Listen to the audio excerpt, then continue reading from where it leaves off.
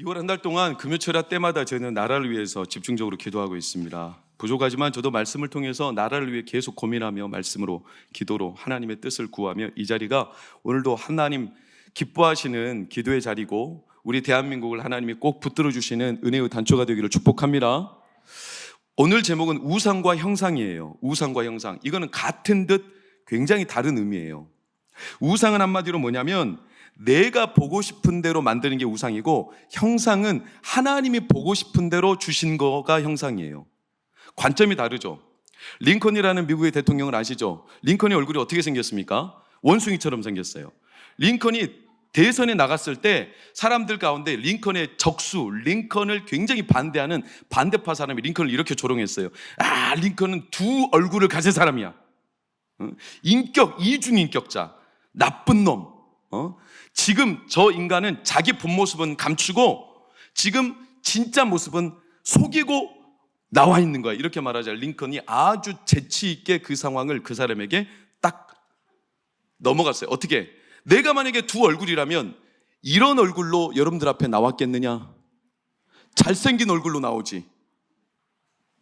옆에 계신 분들 얼굴을 한번 쳐다보세요. 당신은 진짜 얼굴이군.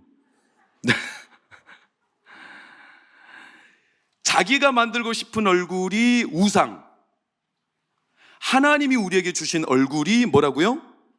형상. 다시 한번, 내가 보고 싶고 내가 만들고 싶고 내가 되고 싶은 얼굴이 뭐라고요? 우상. 하나님이 우리에게 주신 얼굴이 뭐라고요? 형상. 굉장히 긴밀한 차이가 있어요.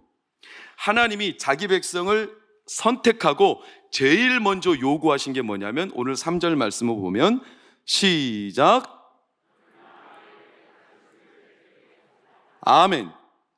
10계명 1계명, 너는 나 외에, 정확한 의미로 말하면 너는 내 앞에, 나 외라는 의미보다 정확한 의미는 너는 내 앞에, 너와 나 사이에 내 앞에 다른 신들을 두지 말라 이거였어요. 내 앞에 다른 신들을 두지 말라.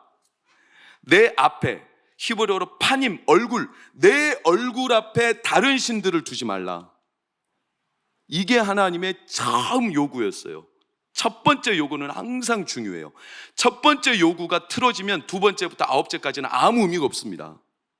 굉장히 중요한 겁니다. 내 얼굴 앞에 하나님이 보여주시는 모습이 아니라 너가 보고 싶은 대로 하나님을 보거나 너가 원하는 대로 얼굴, 다른 얼굴로 그 앞에 두지 말라. 이게 하나님이 우리에게 요구하신 첫 번째. 그러면서 4절을 보세요. 새긴 우상. 너가 원하는 대로 어떤 형상을 새기지 말아라. 우상이다. 어떤 형상, 막연하게 너가 원하는 것을 새기지 말아라. 이게 하나님의 분부였어요. 여러분, 사람들이 왜 다른 형상을 계속 만들까요? 뭐가 부족해서? 여러분, 확신하시기를 축원합니다. 우리는 하나님의 형상대로 지음받았습니다. 아멘. 하나님의 형상대로 지음받은 우리가 뭐가 부족해서 왜 자꾸 다른 형상을 만들려고 할까요?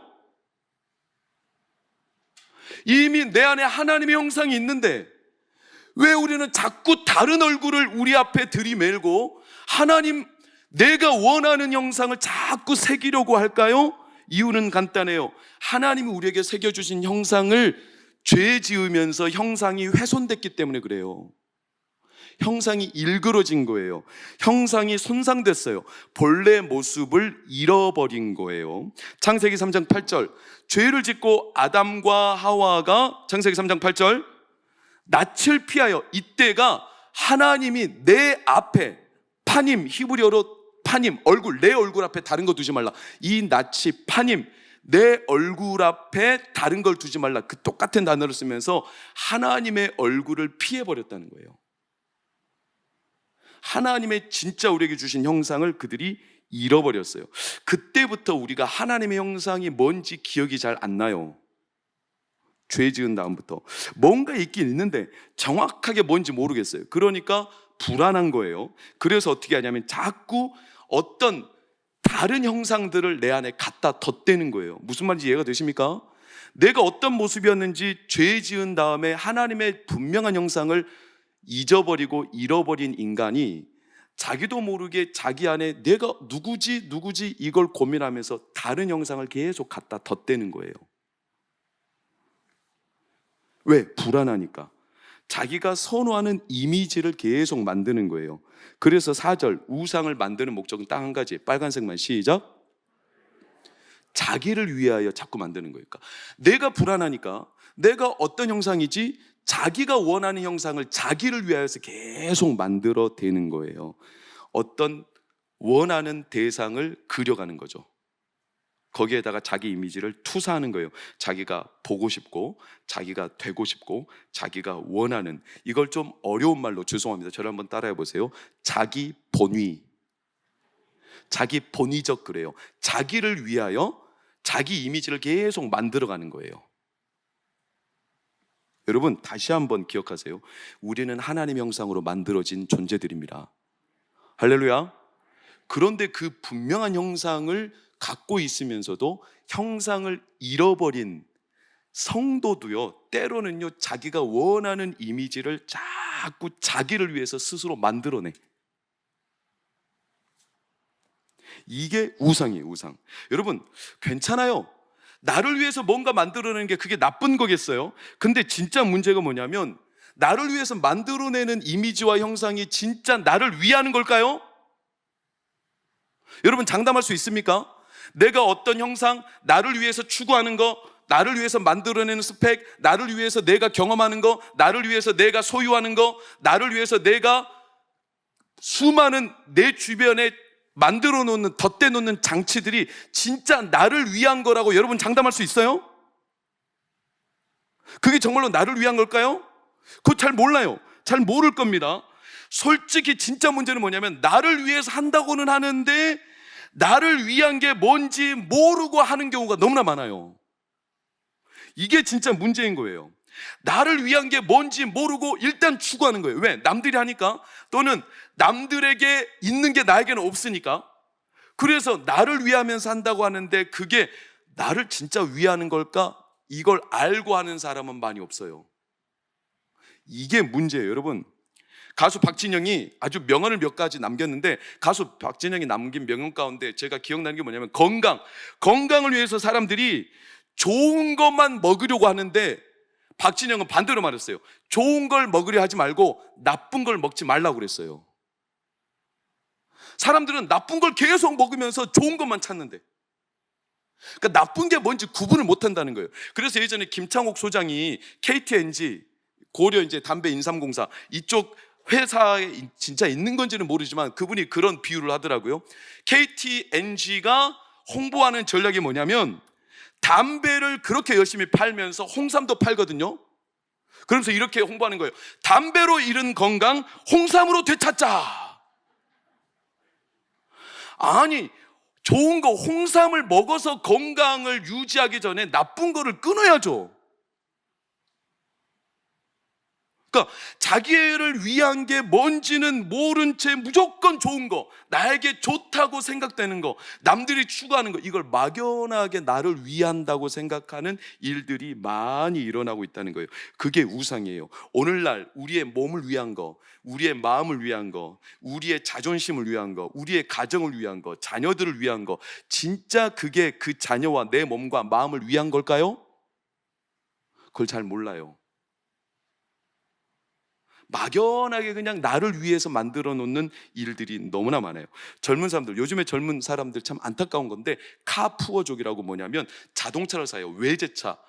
이름만 들어도 알만한 외제 자동차. 이거 중고로 사요. 중고로 살 때 딜러들이 유혹하죠.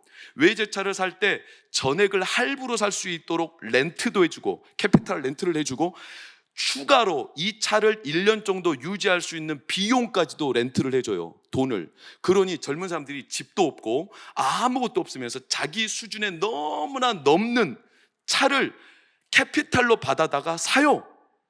이게 자기를 위한 거라는 거예요. 그러니까 자기 존재를 더 단단하게 만들 수 있는 하나의 이미지, 좋은 차 타고 다니는 사람, 이 이미지를 스스로가 구가하기 위해 그 차를 전액 렌탈로 샀는데 문제는 뭐냐면 이 중고차들은요, 한번 고장 나면 외제차들은 국내에서 수리비가, 예를 들어서 그 차를 내가 1,000만 원으로 샀는데 수리비가 800만 원이에요.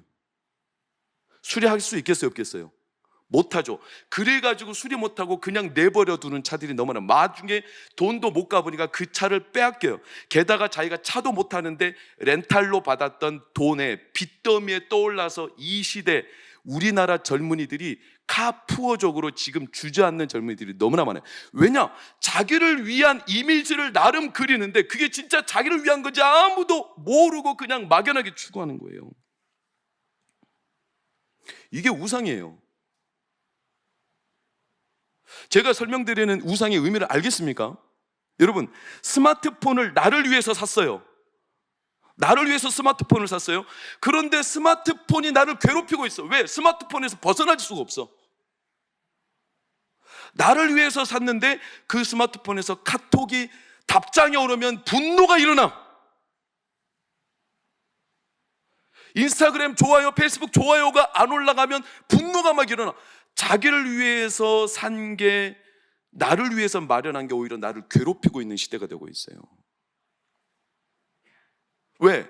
자기를 위한 게 뭔지 모르고 그걸 소유했기 때문에.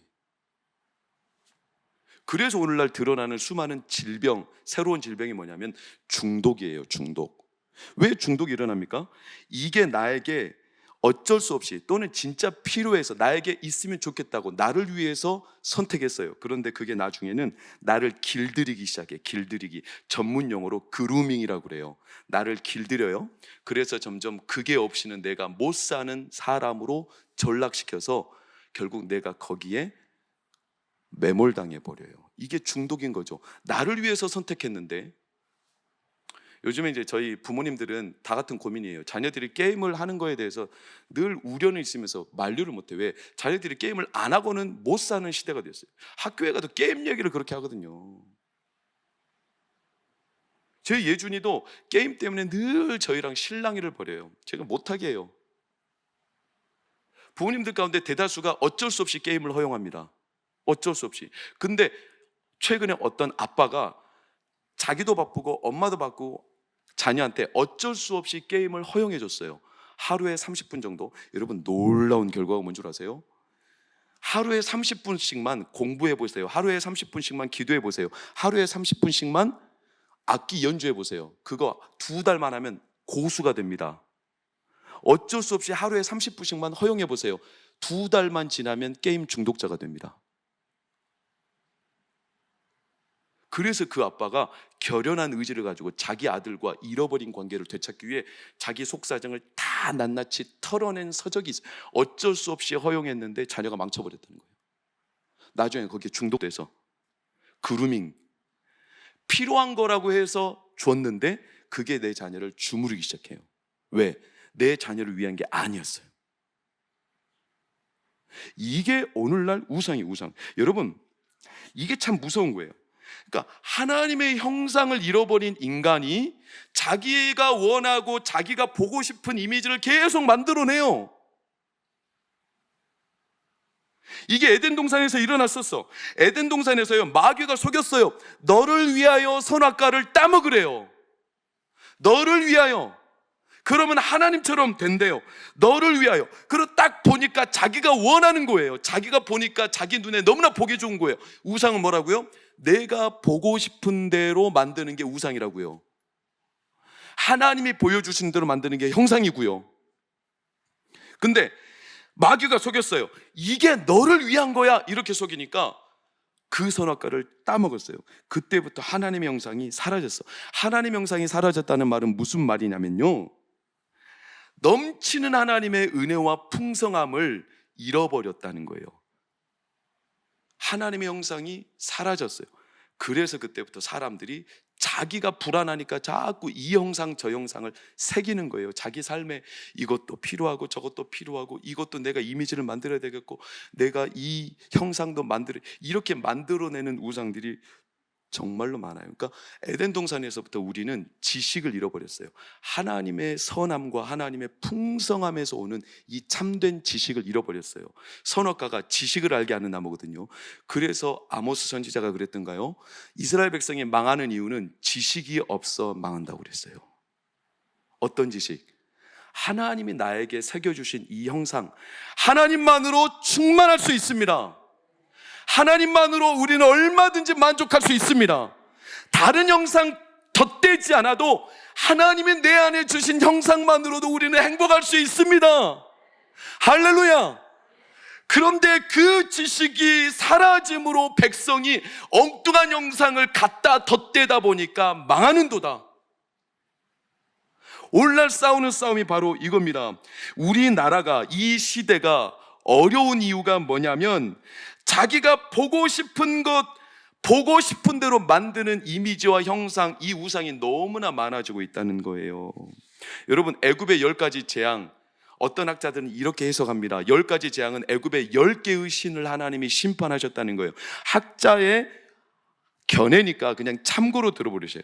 10가지 재앙, 피는요, 하피라는 나일의 신, 나일강의 신을 하나님이 심판하셨고, 개구리는 헤케트라는 출산의 신, 이는 세트라는 사막의 신, 파리는 레라는 태양의 신, 악질은 가축 하토르라는 풍요의 신, 독종은 종기 세크메트라는 치료의 신, 우박은 오시리스라는 기후의 신, 메뚜기는 누트라는 추수의 신, 흑암은 태양 호루스라는 하늘의 신, 장자는 민이라는 생명의 신, 이 신들을 하나님이 다 심판하셨다고 말하는 학자들이 있어요. 일리가 있죠. 왜냐? 애굽 세상은요, 애굽과 같은 세상은 신을 계속 만들어요. 불안하니까 추수의 신도 필요하고, 불안하니까 치료의 신도 필요하고, 불안하니까 출산의 신도 필요하고, 불안하니까 경제의 신도 필요하고, 불안하니까 자기 풍요로운 결실의 신도 필요해요. 수많은 이미지를 계속 덧대는 거예요. 왜? 자기 형상이 분명하지 않으니까 엉뚱한 형상들을 계속 만들어내는 거예요. 그게 10개의 신이었다는 거예요. 하나님이 왜 이걸 다 깨부셨냐면, 한마디로 이거죠. 너희들, 이스라엘 백성들이 말하는 거예요. 애굽의 신 부르할 필요 없다는 거예요. 하나님 한 분만으로도 충분하다. 왜 다른 이미지와 다른 신들을 네 삶에 갖다 덧대냐, 이 말이에요. 이스라엘 백성들이 출애굽 이후 이스라엘 역사 가운데 항상 그들을 괴롭혔던 게 뭐냐면 신들이에요. 신들. 너는 나 외에 내 앞에 다른 신들을 두지 말라. 신들. 열왕기상 20장 28절을 보세요. 이스라엘 백성들도 물들어가요. 빨간색만 시작.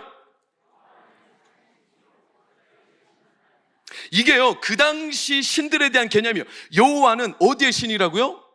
산의 신이에요. 골짜기의 신이 따로 있다는 거예요. 신들이 많은데 그 가운데 영역이 따로 구별되어 있다는 거예요. 산의 신 따로 있고, 골짜기 신 따로 있고, 평야 신 따로 있어요.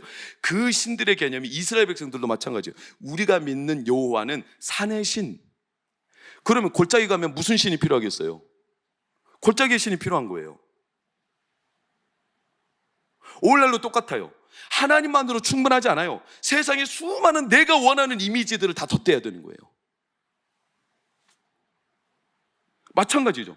여러분, 우상은 내 안에 하나님이 주신 명확한 형상을 잃어버린 자들이 자꾸 다른 데서 이미지를 만들어내는 데서 출발합니다. 다시 한번, 내 안에 하나님이 주신 형상을 잃어버린 자들, 그들이 불안함을 달래기 위해 외부에서 환경, 건강, 수많은 것들에다가 이미지를 만들어서 거기서 자기가 원하는 자기를 위한 신들을 만들어내는 게 우상이죠. 그래서 하나님이 10대 재앙을 통해서 이 신들을 다 깨 부숴버린 거예요. 그런데 놀랍게도 이 신들을 심판했지만 이스라엘 백성들은요, 그들이 만들어 놓은 신의 의도, 즉 불안하면 다른 형상을 새기는 이 의도를 이스라엘 백성들이 자기도 모르게 배워버렸어요.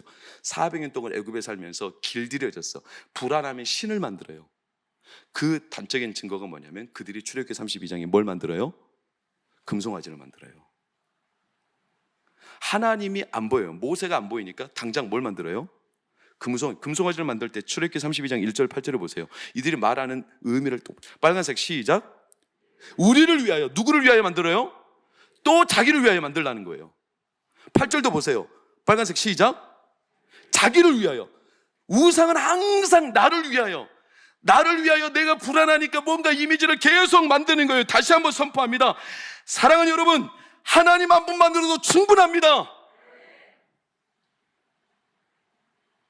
이게 우리의 신앙의 결연한 고백이어야 돼요. 하나님이 나를 위한다라는 사실이 흔들려요. 그러니 자꾸 다른 신들을 나도 모르게 세상의 수단들을 가지고 만들어내요. 심지어 이스라엘 백성들은요, 하나님이 우리를 위한다라는 생각은 믿지는 못하는 것은 물론이거니와 어떻게까지 생각했냐면, 하나님이 우리를 광야로 인도하신 이유가 뭐냐면 하나님이 우리를 죽이려고 인도하셨다, 이렇게까지 모함을 해요. 하나님이 우리를 위하시기는커녕 하나님이 나를 죽이려고 여기까지 인도하신 거다. 여러분, 얼마나 말도 안 되는 이름. 결국에는 누가 나를 위하는 건지 이들이 몰라요. 그래서 사람들이 자기를 위하여 우상을 만드는 거예요. 여러분, 제가 반복적으로 선포합니다. 오늘 이 밤에 우리는 가슴을 하나님 앞에 딱 쐐기를 받고 한 가지는 명확해야 됩니다. 하나님이 우리를 아시고 위하십니다. 이 마음이 흔들리면 그때부터 우리 안에는 수많은 다른 형상들이 생길 수밖에 없어요. 하나님이 우리를 지으셨어요. 할렐루야. 하나님이 그분의 형상대로 우리를 지으셨어요. 할렐루야. 그러니 문제는 뭐냐면, 에덴 동산에서 하나님의 형상을 잃어버린 그때가 문제인 거죠. 다른 형상이 없는 게 문제가 아니라 내 안에 진짜 뚜렷한 하나님의 형상을 회복하시기를 축원합니다. 그러면 흔들림 없어요. 하나님이 너무나 명확하게 우리 안에 형상을 주셨다니까요. 우상을 덧댈 필요가 없다니까요. 제가 우리나라 이야기를 잠시 하겠습니다. 국가를 위한 기도. 여러분, 선거가 이제 20여일 앞으로 다가왔어요. 수많은 정책들이 있어요. 조심스러운 얘기지만 누구를 위한 정책인지 우리는 분별력 있게 기도하고 판단해야 합니다. 지역적인 편중 여론을 가지고 후보를 선택하면 안 됩니다. 우리나라는요, 저 사람이 싫어서 이쪽에다 투표를 하는 민주주의입니다. 정책이 아닙니다. 다음 세대와 이 나라 미래에 대한 정책을 보고 투표하지 않고 이 사람이 싫고 이 당이 싫으니까 반대에다 투표를 해버리는 겁니다. 기독교인은 그러면 안 됩니다. 기독교인은요, 그 정책을 보면서 이게 진짜 나라를 위한 거고 우리를 위한 건가 살펴봐야 돼요. 제가 반복적으로 말씀드리잖아요. 이게 정말로 나를 위한 걸까? 이걸 선택하는 게 이 나라를 위한 걸까? 사람들이 잘 모른다니까요. 그리고 자기에게 일단 유익이 되면, 이렇게 말씀드려서 죄송합니다, 돈 준다고 하면 그 사람이 무조건 좋은 거예요. 특정 후보가 아닙니다. 지금 모든 후보들이 다 그런 공약을 내세우기 때문에. 누구 돈으로 주는 겁니까? 포퓰리즘이라는 거죠. 거품이 너무나 많아요. 그러면 우리가 어떤 복지정책 중요하죠. 어려운 사람들 도와야 돼요. 그런데 밑도 끝도 없이 사람들이 좋아하는 거, 그래서 그걸 공약으로 내세우면 사람들이 거기에 좋아서 그냥 마냥 몰려요. 그럼 우리는 생각해 봐야 돼요. 우리 자녀들에게 그게 어떤 결과로 올 건가? 당장 내가 좋으면 그게 나를 위한 건가? 여러분, 여기에서 우리는 분별력을 가져야 돼요. 한마디로 말하면 우상이 너무나 많아요. 나를 위해서 만드는 정책들이 너무나 많다는 거예요. 사람들이 거기에 현혹되는 거예요. 이게 진짜 우리를 위하는 걸까? 내 자녀가 이 결과로 인해서 어떤 미래를 맞이하게 될까? 이런 일들까지 우리가 생각을 잘 하지 않아요. 제가 참 조심스럽게 말씀드리는 겁니다. 여러분, 정치인들이 나쁜 게 아니라 국민들이요, 자기를 위한 정책이면 무조건 선호하는, 그러다 보니 정치인들은 어떤 정책을 내세우냐면 인기를 얻기 위해 때로는요, 그 사람들이 좋아하는 정책, 말도 안 되는 정책들을 막 쏟아 부어버려요. 그렇게 되면 악순환이죠. 악순환. 안 될 때는, 말도 안 되는 형상을 만들 때는 우리가요, 그 형상을 잘못됐다고 말하고 진단할 수 있어야 돼요. 그러니 우리 동방교회 성도님들, 주의 이름으로 부탁합니다. 선거를 하고 투표를 할 때 우리는 반드시 투표해야 합니다. 정책을 보고 이 나라를 위한 건지, 정말로 우리 다음 세대를 위한 건지, 이게 정말로 미래 한국, 대한민국을 위한 건지, 국민이 바로 깨어 있으면 그게 나쁜 정책인지 옳은 정책인지 정치인들이 함부로 정책을 내세울 수가 없어요. 왜? 국민이 깨어 있으면, 국민이 그 정책을 따라가지 않으면. 제가 연거푸 말씀드리지만 인권조례나 차별금지법이 왜 나쁘냐, 어떤 사람들이 이렇게 반대하는 경우가 있어요. 교회는 다른 큰 죄악도 많은데 왜 하필이면 성차별 이런 작은 부분만 가지고 그렇게 이슈화시키고 교회는 왜 그것만 물고 넘어지느냐, 이렇게 말하는 이들이 있는데, 그러니까 물에 빠진 파리만 걱정하는 격이다, 이렇게 말하는 분들이 더러 있어요. 동성애 문제와 성소수자 차별 문제, 이 문제는 기독교가 그 외에도 엄청난 죄를 교회들이 지으면서 그런 죄들은 아랑곳하지 않고 이런 것들만 너무나 몰아서 이슈하는 거 아니냐, 이렇게 따지는 사람들이 있어요. 그러나 여러분, 제가 긴 설명을 하지 못하지만요, 성 정책에 대한 건요 굉장히 심각한 이유가 뭐냐면, 68혁명이나 공산주의 사회에서 이 성 정체성에 관련된 정책을 많이 내놓는데, 그냥 한마디로 말씀드리면 공산주의다나 이런 불온한 사상들을 주창한 철학자들이 있어요. 대표적으로 안토니오 그람시, 이런 사람들은요 공산주의의 위대한 모토, 모델이죠. 이들이요 만들어 놓은 철학 사상은 한마디로 이거예요. 분자혁명 진지론이라는 건데, 이게 한마디로 말하면 큰 변화는 그들은 목적을 꾀하지 않아요. 가장 작은 데서부터 공략하면 그 작은 분자들이 모여서 자기들이 원하는 정책을 내세웠을 때 이 작은 부분을 찬동하는 사람들이, 국민들이 많아지면 이 정책을 누구나 다 따를 수 있다. 그래서요 불온 사상을 가진 사람들은 작은 데에서 전략을 해요. 그냥 쉽게 말씀드리면 큰 정책을 가지고 현혹하는 게 아니라 제일 작은 영역, 사람들이 긴밀하게 생각하는 거, 사람이 인간으로서 자기 혼자 가장 자율적으로 판단하고 결정할 수 있는 권리를 갖고 있는 최은밀한 영역이 뭐냐면 성적인 영역이에요. 성 정체성, 성 결정권, 인권조례에 포함되는 수많은 성적인 학생들의 이 일탈, 이런 것들을 자기들이 원하는 대로 마음껏 해주게 하다 보면 이 사람들이 그때부터 하나님이 없어도 자기 스스로 선택하여 살 수 있다라는 의식만 심어 놓으면, 그때부터 나쁜 불온한 사상을 내세운다면, 이런 사람들만 많아진다면 그 정책은 통과할 수 있다는 거예요. 제가 좀 어렵게 말씀드렸는지 모르겠지만 여러분, 우리가 이 땅을 바라볼 때 교회가 왜 거기에 대해서만 자꾸 신경을 쓰느냐, 그렇잖아요. 마귀는 아주 작은 영역에서부터 사람을 미혹시켜서 넘어뜨리고 기준을 불분명하게, 나를 위하여 내가 선택하고 나를 위하여 내가 원하는 대로 할 수 있는 영역을 확장시키다 보면 나중에는요 국가의 뿌리를 흔들 수 있는 정책이 나와도 사람들이 다 그토록 따라가게 되어 있어요. 제가 이후 한 달 동안 나라를 위해서 이렇게 심각한 얘기를 던지는 이유는, 사랑하는 여러분, 그런 정책들이 둔갑을 해서 우리 가운데 너무나 버젓하게 제시되는 일들이 성차별금지법이고 인권조례고 인권에 대한 기본 정책들이에요. 복잡한 얘기를 마치고 한 가지 딱 말씀드리면, 내가 보기에 좋은 어떤 대상을 형상화하는 게 우상이라고 그랬어요. 내가 보기 좋은 대로 선택하고 만드는 거, 거기에서부터 사람의 삶 자체가 흔들리게 돼 있어요. 그래서 우리는 뭘 회복해야 되냐, 내가 보기 좋은 대로 만드는 이미지가 아니라 교회가 깨어서 하나님이 보기 좋은 뜻과 하나님의 형상을 회복해 가야 합니다. 이게 교회가 기도하고 힘써야 될 일이에요. 교육부서가 그 형상을 회복하면 나를 위해서 내가 하지 않아도 하나님이 우리를 위해서 하게 됩니다.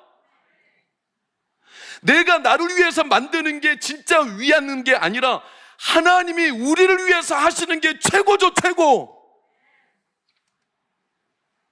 그게 진짜 중요한 거죠. 그래서 로마서 8장 32절 뭐라고 합니까? 하나님이 우리를 위하시면 누가 우리를 대적하리요? 나를 위해서 내가 뭔가를 만드는 게 아니라 하나님이 우리를 위해서 일하시기를 축원합니다. 그게 진짜 하나님이 우리를 위해서 행하시는 일이에요. 그래서 하나님 뭐라고 말씀하신 거냐면 너는 내 앞에, 내 얼굴 앞에 다른 신들을, 다른 이미지를 덧대지 말라는 거예요. 오직 나만으로도 충분합니다. 그러면서 6절 말씀 다 같이 읽겠습니다. 시작. 나를 사랑하고 내 계명을 지키는 자에게는 천대까지 은혜를 베푸느니라. 할렐루야. 나를 사랑하고 내 계명을 지키는 자, 하나님의 말씀대로 사람을 지으셨고 하나님이 형상대로 우리를 지으셨음을 알고 믿고 하나님이 우리를 위하신다면 우리가 그보다 더 좋은 게 어디 있습니까? 라고 하나님을 사랑하는 자, 하나님이 천대까지 은혜를 베푸십니다. 그러니 우리가 해야 될 일이 뭐냐면요, 말씀을 계속 전해야 돼요. 말씀을 계속 전해야 돼요. 왜냐? 세상에 불온한 사람들은 사람들이 아주 작은 부분을 자기를 위하여 이미지를 만들게 하니까 사람들에게 말씀을 전하면 그런 게 아니야. 우리가 우리를 위하는 것보다 하나님이 우리에게 가장 아름다운 형상을 주셨습니다. 이 말씀을 전해줘야 되는 거예요. 그래야 인간이 어떤 존재인지 알고 다른 형상을 구하지 않아도 하나님의 형상만으로도 우리는 충분히 만족하고 하나님이 기뻐하시는 행복을 누릴 수가 있습니다. 이걸 전하는 거죠. 하나님의 말씀을 담대하게 자녀들에게 전하고 하나님의 말씀으로 교회에서 선포가 되고 하나님의 말씀으로 교회가 깨어 일어나면 다른 형상들이 개입할 여지가 없고 성도들이 어떤 확신을 갖게 되냐면 나는 하나님의 형상입니다. 하나님이 잘되게 하십니다. 하나님이 우리를 위하시는데 세상에 어떤 형상이 필요합니까? 거기에서부터 나쁜 정책도 걸러낼 수 있는 거예요. 거기에서부터 진짜 백성들이 깨어서 세상을 밝힐 수가 있는 거예요. 그러니까 말씀이 던져지면 어떤 결과가 일어나느냐, 우리 안에 우상들을 깨트려 버립니다. 할렐루야. 왜? 우리 안에 훼손된 형상이 많다고 그랬죠? 훼손된 우리 안에 일그러진 형상들을 말씀이 다 깨요. 말씀이 던져지면 말씀이 성령이 검이 되어 우리 안에 껍질과 같은 잘못된 형상들을 다 깨트리고 우리 안에 뭐가 드러나냐면 하나님의 형상이 드러나게 되어 있습니다. 그게 모세가 금송아지를 만들었던 이스라엘 백성들에게 돌판을 들고 내려오다가 이 돌판을 어떻게 해버려요? 던져서 깨버리죠. 굉장히 상징적인 행동이에요. 하나님의 말씀의 두 돌판 가지고 세상의 잘못된 이미지를 깨버린 거예요. 사랑하는 동학교회 성도님들, 우리는요 이 시대에 절대 절명의 순간에 있어요. 이때 우리는 어떻게 되냐, 말씀으로 내 영혼의 잘못된 이미지들을 하나님이 산산조각 내시기를 축원합니다. 왜냐? 우리는 하나님의 형상이기 때문에 그렇습니다. 두려워할 필요 없어요. 종이를 보세요. 종이 소리 나요 안 나요? 소리 나죠? 이 소리가 왜? 종이가 빳빳하니까. 근데 보세요, 종이를 구겼어요. 소리 나요 안 나요? 안 나요. 내 안에 내 자존심과 내 이미지와 내 형상이 가득하면 그렇게 소리가 많이 나요. 그런데 내가 깨지면 소리가 나요 안 나요? 제가 일부러 작게 흔드는 거 아니에요. 소리 안 나요. 소리 안 나요. 하나님의 말씀이 우리를 깨트릴 때 진짜 우리 안에 보석 같은 형상이 드러나게 되어 있어요. 그런 백성들이 많아지는 국가는 정치인들이 아무 정책이나 내세울 수 없어요. 왜? 의식 있는 그리스도인들 때문에 무서운 거예요. 여러분, 우리는 어떤 존재냐? 이게 얼마입니까? 5만 원. 빳빳합니다. 자, 이거 가질 사람. 그래, 나와. 혜진이 나와. 앞에 나와. 손 들었어요. 유일하게 용감하게. 졸다가 뭣도 모르고 손 들었지? 아니에요? 이거 왜 가지려는가? 구겨졌는데 왜 가질 거야? 구겨졌잖아. 안 빳빳한데? 구겨졌다니까? 그래도 가질 거야? 가질 거야? 왜 가질 거야? 5만 원이니까. 혜진이 확 답해. 네 인생이 구겨진다고 네 형상이 사라질 것 같아? 네 인생이 아무리 구겨져 있고 초라해 보여도 너는 하나님 형상이야. 아멘?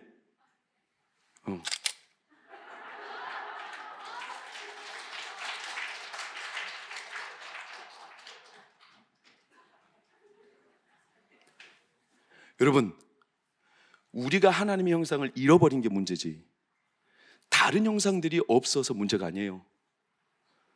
우리가 아무리 인생이 구겨져 있어도 하나님의 형상은 하나님의 형상이에요. 중요한 건 말씀이 우리 안에 임하여 잘못된 형상을 깨트릴 때 우리 안에 진짜 형상이 드러나게 되어 있어요. 그래서 사도 바울이 갈라디아서 4장 19절 뭐라고 합니까? 그리스도의 형상을 해산하도록 그리스도의 형상을 이루기까지 그는 멈추지 않았어요. 사랑하는 동학교회 성도님들, 말씀이 길어졌지만 이제 마칩니다. 이 시대가 불온한 사상과 잘못된 이미지들로 사람들이 나를 위하여 만드는 원하는 정책들로 너무나 난무하지만 교회가 깨어있기를 축원합니다. 다른 이미지와 정책이 필요한 게 아니에요. 성도들이 바로 깨어있고 하나님이 우리를 진짜 위하시는 정책인가? 이 나라를 축복하시는 정책인가? 내가 이 정책을 선택할 때 이 나라가 잘 될 건가? 이걸 우리가 하나님의 형상을 분명히 갖고 판단하고 선택하고 기도하면, 우리가 말씀을 계속 던지면 이 땅에 잘못된 우상들을 하나님이 깨트리실 줄 확신합니다. 그리고 이 땅을 하나님이 하나님의 형상으로 회복하여 주실 줄 믿습니다. 우리는 긴 믿음을 가지고 3월 9일 대선을 준비하며 이 땅 우리 자녀들이, 우리 다음 세대가, 청년들이 하나님의 형상을 온전히 회복하여 이 땅에 하나님이 기뻐하시는 믿음의 나라와 하나님의 영광 받으시는 앞날이 열리기를 예수의 이름으로 축원합니다.